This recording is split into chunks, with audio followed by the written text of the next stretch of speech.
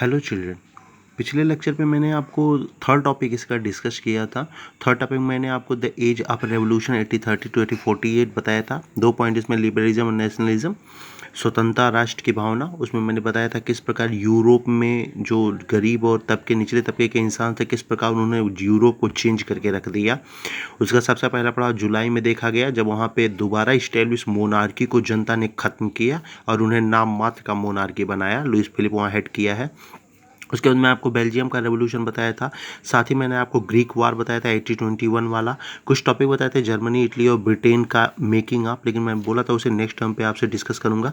उसके बाद मैंने आप रोमांटिज्म डिस्कस किया था। मैंने बताया था कि केवल नेशनलिज्म की भावना लोगों के अंदर आ जाना यही राष्ट्र के लिए इनफ नहीं है, बल्कि उसमें आर्ट, लव, कल्चर जैसी चीज़ों को आना यही मेन नेशनलिज्म को डिनोट करता है। राष्ट्र की भावना अंदर रख लीजिए और आप में कल्चर का डेवलपमेंट ना हो तो वो नेशनलिज्म नहीं होता।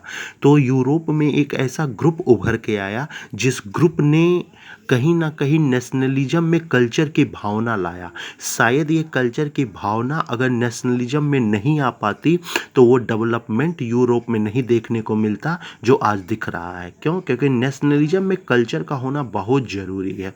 तो उस कल्चर के डेवलपमेंट में सबसे बड़ा योगदान दिया यूरोप के एक ग्रुप ने और उसी के आधार पे उस ग्रुप को रोमांटिज्म कहते हैं। आज आपको मैं नेक्स्ट टॉपिक पढ़ाऊंगा। मैंने बताया था जर्मनी, इटली और ब्रिटेन में पढ़ाऊंगा, तो वही टॉपिक आज डिस्कस करता हूं और डिस्कस करता हूं आपके हिस्ट्री के फर्स्ट चैप्टर का फोर्थ टॉपिक। और ये टॉपिक है the making of Germany and Italy.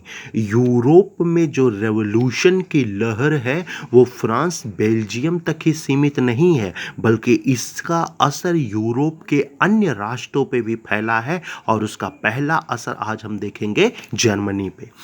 Germany में एक शासक का उद्भव हुआ है। गरीबों के लिए वो सबसे बड़ा मसीहा था, बहुत बड़ा नाम था और वो कोई और नहीं बल्कि एक मिडिल ग्रुप का इंसान है और नाम है ऑटो वॉन बिस्मार्क। बहुत बड़ा नाम, याद रखिएगा। यही पहला चांसलर भी है जर्मनी का। आपके फर्स्ट वर्ल्ड वार में ब्रिटेन के खिलाफ युद्ध करने वाला भी इसी की नीतियां हैं। बिस्मार्क की नीतियों से ही फर्स्ट वर्ल्ड वार लड़ा गया। बहुत बड़ा नाम, जर्मनी का पहला चांसलर, मिडिल ग्रुप का एक सदस्य जिसने निचले तबके के इंसानों को इकट्ठा करके मोनार्की के खिलाफ लड़ा है। एक बहुत बड़ी लड़ाई और इसी लड़ाई से जन्म हुआ है यूनिफिकेशन ऑफ जर्मनी, यानी जर्मनी का एकीकरण। इसने 7 सालों में ऑस्ट्रिया, डेनमार्क, फ्रांस कई से युद्ध करके जर्मनी को एकीकरण किया है। इन 1871 में William one was proclaimed as German emperor. William one जो थे ये राजा थे, यही मोनार्की हैं, लेकिन इस बिस्मार्क की वजह से 1871 में ये नाम मात्र के मोनार्की रह गए हैं और सारा पावर अब कॉन्स्टिट्यूशन को दे दिया गया और उस कॉन्स्टिट्यूशन का सबसे बड़ा रक्षक बनकर उभरा है वैन बिस्मार्क। यही आपका पहला चांसलर भी है जर्मनी का। प्रोसेस ऑफ नेशन बिल्डिंग 1871 में जब इन्हें नाम मात्र का मोनार्की बना दिया गया, उसी समय से अब नेशन बिल्डिंग इस्टेब्लिश हुई जर्मनी में। ये है जर्मनी का मेकिंग। आपके जो सिलेबस में उसमें थोड़े थोड़े पॉइंट दिए गए हैं, ज़्यादा इसको डिटेल में दिया नहीं गया है। तो वो जो आपका 1-2 पैरा दिया है, उन 1-2 पैरा से मैंने जो मेन पॉइंट थे उसके वो मैं एक पॉइंट में आपको दे दिया हूँ, लेकिन इससे क्वेश्चन बहुत बनते हैं। सबसे बड़ा क्वेश्चन तो यही बनता है क्या बिस्मार्क का रेवोल्यूशन में या यूनिफिकेशन में किस प्रकार का योगदान है। तो कहीं ना कहीं ये ध्यान में रखिएगा ये नाम। तो अभी तो इतना पॉइंट रखिए कि बिस्मार्क पहला चांसलर है, उसने इकट्ठे किए निचले तबके के इंसानों को, 7 सालों से इनसे युद्ध किया। 1871 में उसने मोनार्की को खत्म करके विलियम को नाम मात्र का राजा बना के रखा और वह जर्मनी को लीड करने लगा। ठीक इसी प्रकार का असर 1831 में इटली में भी देखने को मिला। इटली में 4 लोगों का नाम याद रखिएगा, बहुत बड़ा नाम।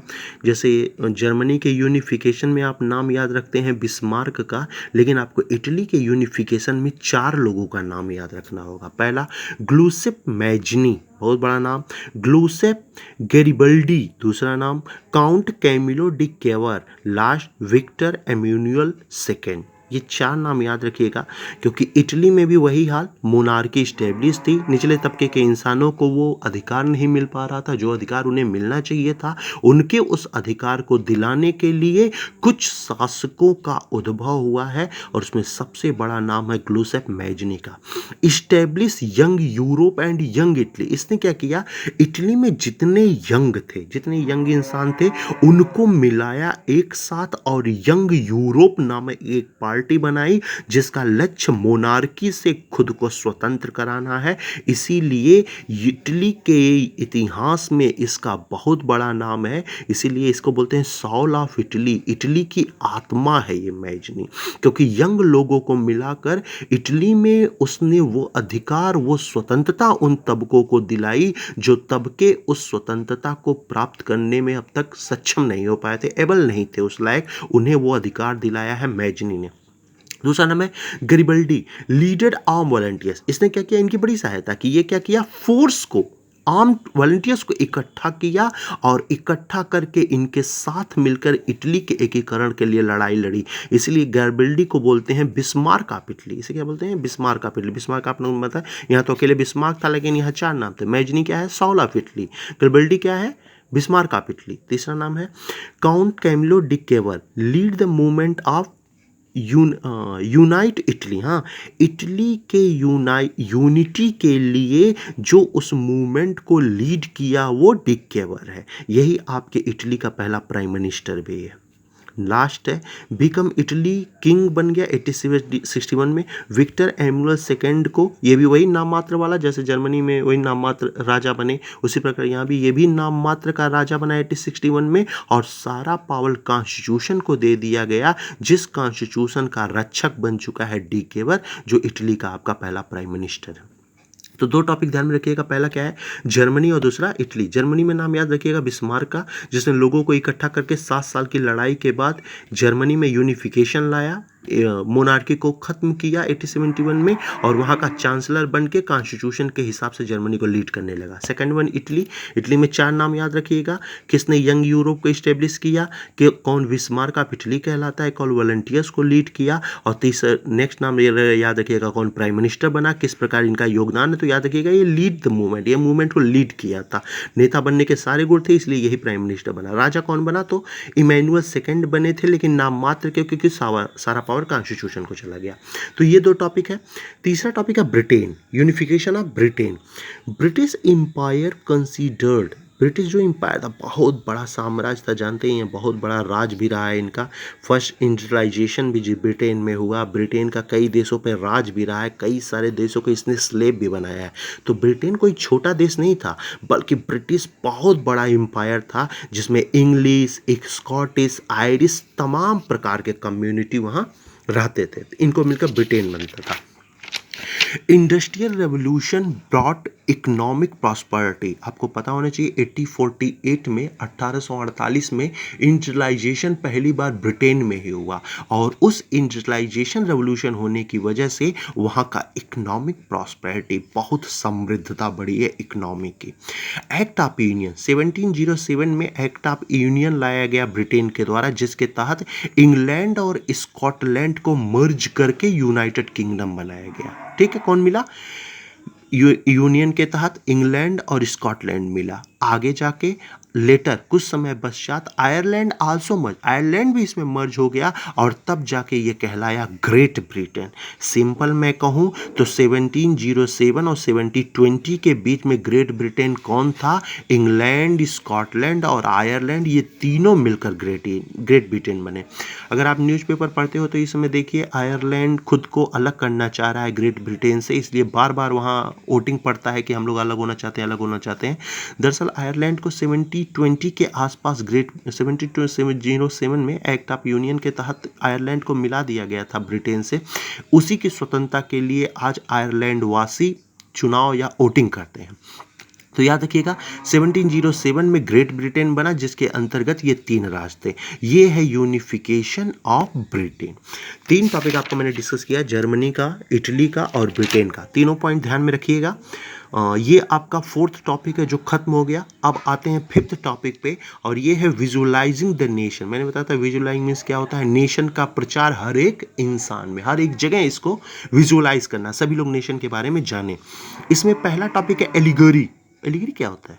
व्हेन एन एब्स्ट्रैक्ट आइडिया जैसे greed, envy, freedom is expressed through a person और अ थिंग। हाँ, एक तरह का लोगो समझो। जब नेशन की भावना कहीं ना कहीं ग्रीड या फ्रीडम की भावना एक वस्तु के रूप में या एक पर्सन के रूप में दिखा दिया जाए तो वही एलिगरी है। जैसे आप इंडिया को क्या कहते हैं? भारत माता। एक चित्र बना दिया भारत माता का, पीछे इंडिया का मैप दिखा दिया, तो वो क्या हो गई? एलिगरी हो गई इंडिया की। इसी प्रकार जर्मनी ने क्या किया? एक महिला का चित्र बनाया और उसका नाम दे दिया जर्मेनिया, यानी जर्मनी की पहचान है वो महिला जर्मेनिया, एक पहचान एलिगरी है।